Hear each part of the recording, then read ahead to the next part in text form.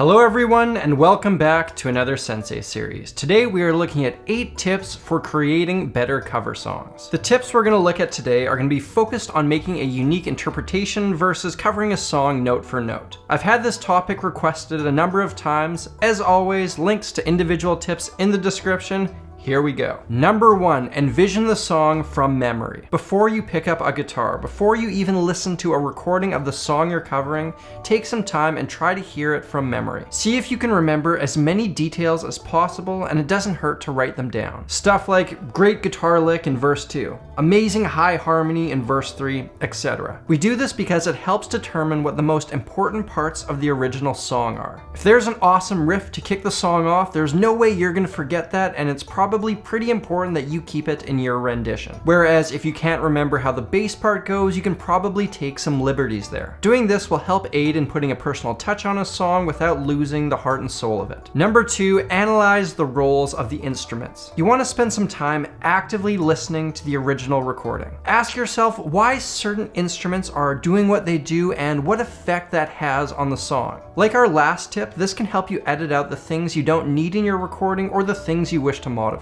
On top of that, it can also guide the arrangement. Say for example, I'm taking a disco song and turning it into a country western number. And let's imagine that there's a horn part responding to the main vocal line. Well, if I'm changing genres to country, getting a brass section in probably doesn't work. Instead, that role would more likely be filled by a pedal steel guitar. It makes sense then to arrange that part for that instrument. I want you to be questioning every musical decision you make. Be honest, why are you making that choice, and is it the best one? The answers to these questions will tie into tip number 3. No matter what, trust your instincts. Your musical instinct is that little nagging voice that tells you that something doesn't sound quite right, or alternatively that everything feels great. Throughout our lives, we've been surrounded by music and we're absorbing it consciously or not. Your instinct has been getting honed since long before you picked up an instrument, and it's important to always listen to it. As musicians, we sometimes have the desire to show off a bit, to try out that new piece of gear we just bought, to dazzle the audience with a crazy guitar solo. But if there's something telling you that now is not the time to do that, listen to it. I've been guilty of this before. I've found myself trying to do something purely because I think it will be cool and different. But if it sounds bad, no matter how innovative the idea is, it will put people off. To further develop your instincts, active listening, like I'd mentioned in our last tip, goes a long way. On top of that, you just need to spend as much time doing as many different things in music as possible. Our next tip obviously applies to vocalists, but also to instrumentalists covering singers. Number 4, learn the lyrics. When I'm recreating a singer on guitar, I'm almost always singing the lyrics in my head. Not only does this help me remember the melody, but if I decide to change it, I can do so in a natural way. Say I'm covering Toto's Africa.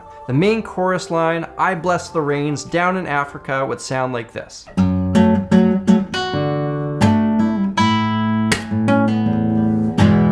Notice how the rhythm of my notes lines up with the syllables of the lyric. If I modify the rhythm and melody while singing the lyrics in my head, it'll maintain that natural flow.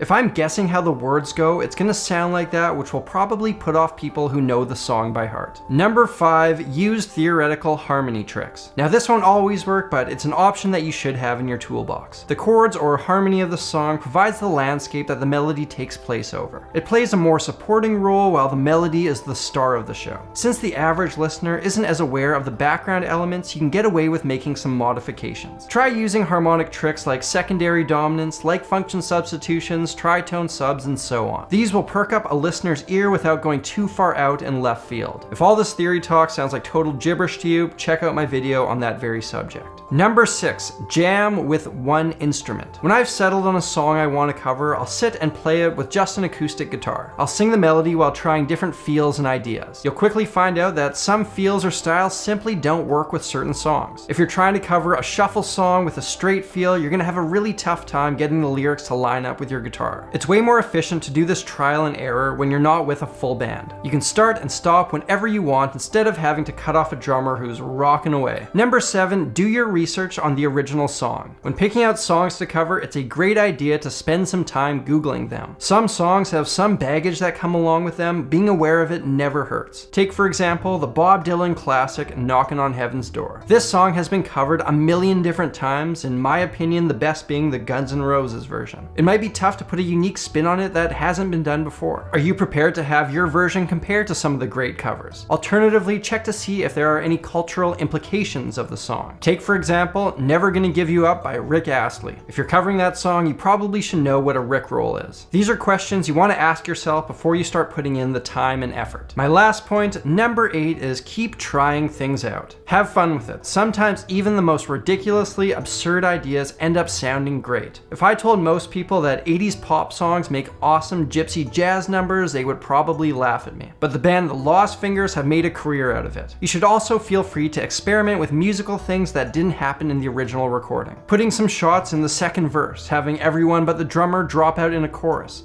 Arrangement ideas like this can add a unique spin. At the end of the day, if you try something and it doesn't work, you can always go back to the way it was before. And that, my friends, is all for today. I hope you found this information useful. A big thank you to the sponsor of this video, Squarespace. Whether you need a domain, website, or online store, your first and last stop should be squarespace.com. Now, if you're like me and you go to a band's website and it looks like it was hacked together in 2007, you probably think a little bit less of them. Avoid that by starting your free trial at squarespace.com and go to squarespace.com/samuraiguitarist for 10% off your first purchase. It's easy to use, there's nothing to install, customer service is available 24/7, and most importantly, it looks great. Professionalism goes a long way in this industry, and for that, Squarespace has you covered. Thank you all for watching, and a special thank you to everyone who supports my channel through Patreon. If you're new here, make sure you hit that subscribe button. I've got 2 new videos every week, rain, shine, or snow. I'm Samurai Guitarist, and I will see you again soon.